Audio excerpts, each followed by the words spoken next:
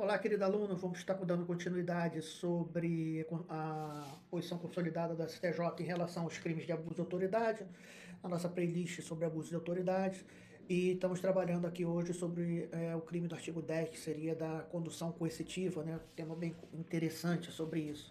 Mas antes eu queria pedir para você, se puder, né, compartilhar em grupo de estudo, se inscrever no canal. A gente é um canal especializado em legislação de direito penal especial, extravagante. Vamos lá? Então, vamos trabalhar sobre o artigo 10, especificamente sobre o artigo 10, né?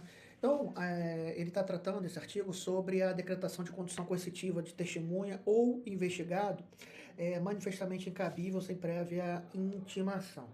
Aqui o ponto central é que a gente já tem uma jurisprudência do STF, né, na DPF 395 e 444.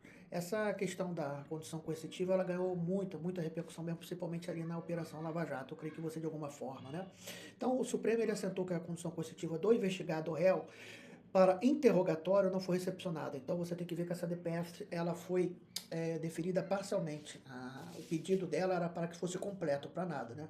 Ou seja, então, nessa hipótese específica aqui, que entra o cuidado, não cabe mais alegar divergência interpretativa, legítima. O espaço hermenêutico aqui foi fechado, porque nós temos uma súmula vinculante. Aí a gente volta até no crime de hermenêutica, que seria uma decisão teratológica, né? Então a gente tem um raciocínio simples no caso. Se a autoridade, mesmo depois desse marco jurisprudencial, ela vai determinar a condição do investigado para interrogatório, eu quero que você sublinhe aí o interrogatório, a medida ela vai passar sendo manifestamente descabida.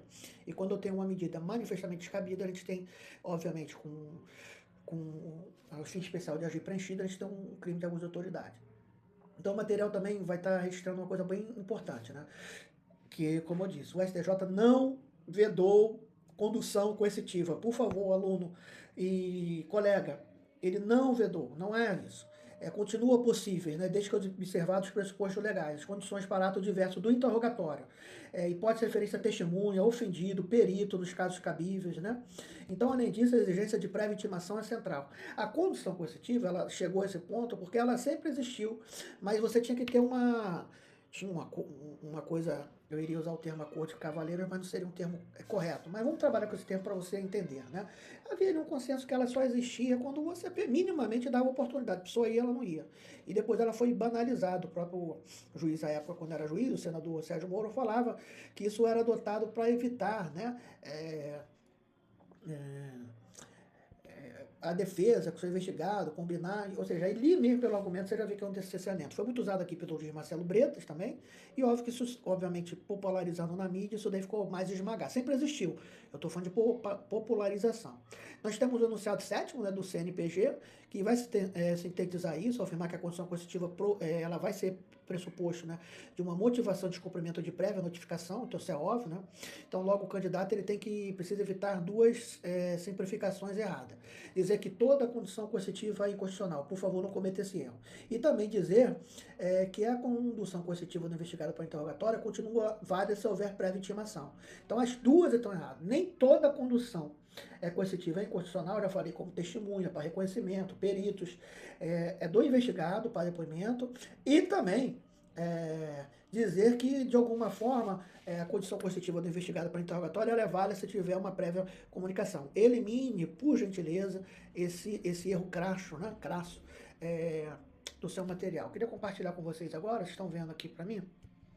Não estão, né? Deixa eu tentar fazer aqui rapidinho, ao vivo, uma captura de tela, que eu não tô...